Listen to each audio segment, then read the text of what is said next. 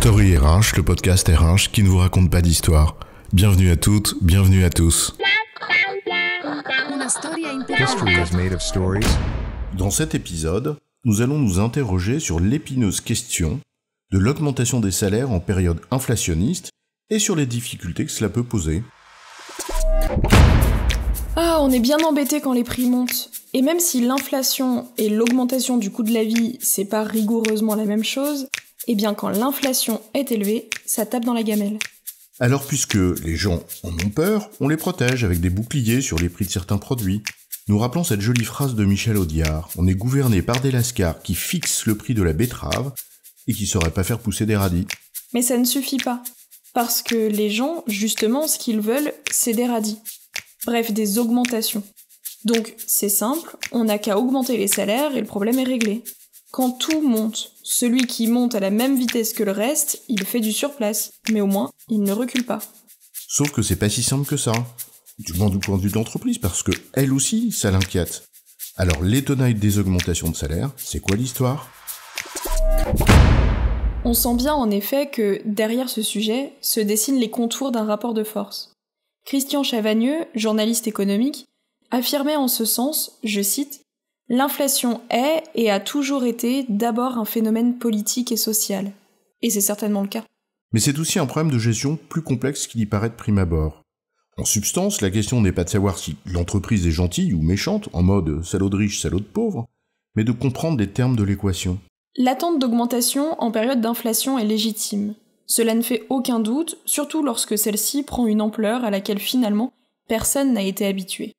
Et la demande porte naturellement sur l'augmentation des salaires. Donc du récurrent. Or ça tombe pas bien cette affaire, parce que justement quand tout semble incertain à ceux qui conduisent les affaires, ils ne veulent pas trop charger la barque dans la durée. La réponse privilégiée, évidemment, ce sont donc des primes. On observe un phénomène conjoncturel, même si la conjoncture peut durer longtemps, et on répond par une mesure conjoncturelle. C'est logique. Un phénomène variable appelle une réponse variable. Mais c'est là où la première tenaille se dessine. Une partie des salariés répond sincèrement que ça suffit pas. Et, à tort ou à raison, c'est pas le sujet, estime ne pas se sentir suffisamment protégé par une mesure temporaire, dont finalement elle ne sait pas si elle sera reproduite dans l'hypothèse où le fait conjoncturel qui la motive dure longtemps. Donc elle demande une augmentation du fixe. Et l'entreprise alourdit alors irrémédiablement sa structure de frais fixes. Mais dans le même temps, elle fait face à une pénurie de main-d'œuvre qui pénalise parfois très significativement son activité, qui la met même en péril pour certaines d'entre elles. Ce qui l'oblige non seulement à être la plus attractive possible, et surtout à choyer ceux qui sont là plutôt que de les voir partir. Les termes de la première tenaille sont donc posés. Difficile en cette période de reprise de l'inflation, dans des proportions méconnues de la plupart des salariés, de ne pas céder à des revalorisations significatives des salaires fixes. Quand bien même s'agisse-t-il d'une décision qui alourdit la barque durablement. Surtout inopinément. Car les termes de la seconde tenaille sont ceux d'une part d'une augmentation d'incertitude sur tous les fronts de la vie de l'entreprise, et d'autre part des autres pressions fortes qui pèsent sur son activité. De la pénurie de matières premières à l'inflation des prix sur les entrants, en passant par les surcoûts liés aux multiples désorganisations de son activité. En d'autres termes, la seconde tenaille la mord tout aussi fort sur un autre flanc. Une tenaille sur la disponibilité et les coûts de ce qui rentre, les intrants. Et une tenaille sur les coûts de leur transformation, dont les salaires constituent une part importante. Et une troisième tenaille pour dessiner un outil imaginaire à 3 branches sur ce qui sort, à savoir une incertitude grandissante sur les revenus. L'équation est par conséquent loin d'être aussi simple que ça. Il ne suffit pas de dire qu'il faut augmenter les salaires comme s'il s'agissait de prendre à Paul, qui est mieux loti, pour donner à Jacques, qui l'est moins. Dans cette configuration simpliste, la réponse elle est simple. Une augmentation significative des salaires fixes est légitime pour les populations les plus affectées, c'est-à-dire celles qui disposent de moins de marge de manœuvre.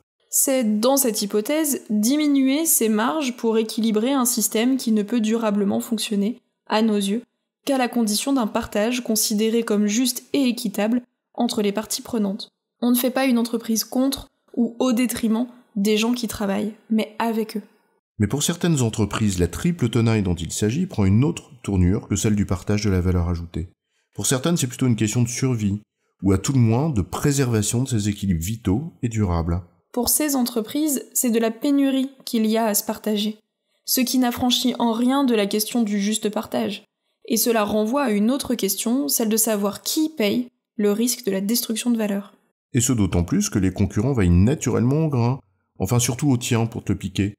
Comme disait Warren Buffett, je cite, « C'est lorsque la mer se retire que l'on voit ceux qui nageaient sans maillot ». Fin de citation. En l'occurrence, certains concurrents, plus gras que toi, pourraient bien être tentés de t'affamer en fixant, en quelque sorte, une norme sectorielle en matière d'augmentation des fixes que tu ne pourras pas suivre. Une autre manière de faire le ménage. Le tout posant une autre question sous-jacente, à savoir celle de la sincérité d'analyse et de communication de la situation, sans laquelle aucune mesure ne pourra être perçue comme acceptable. Et une sincérité qui, si elle est réelle, doit être accompagnée d'une pédagogie irréprochable des faits et des mesures qui y répondent. Or, on connaît les effets d'aubaine que certains adeptes des politiques de court terme pourraient être tentés de saisir en brandissant le spectre de la peur au détriment de l'honnêteté de ces mêmes faits. Parions qu'en la matière, les gens ne sont pas tous dupes, et que les 10 adeptes de l'effet d'aubaine le paieront sur d'autres aspects, notamment celui d'une fracture de plus en plus grande avec celles et ceux qui les font vivre.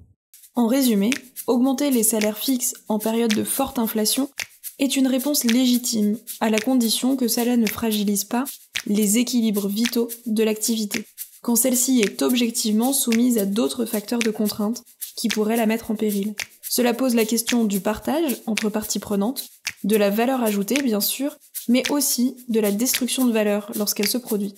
J'ai bon, chef ? Oui, tu as bon, mais on va pas en faire toute une histoire.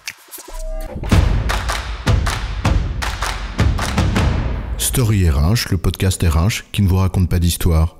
Retrouvez tous les épisodes sur storyrh.fr.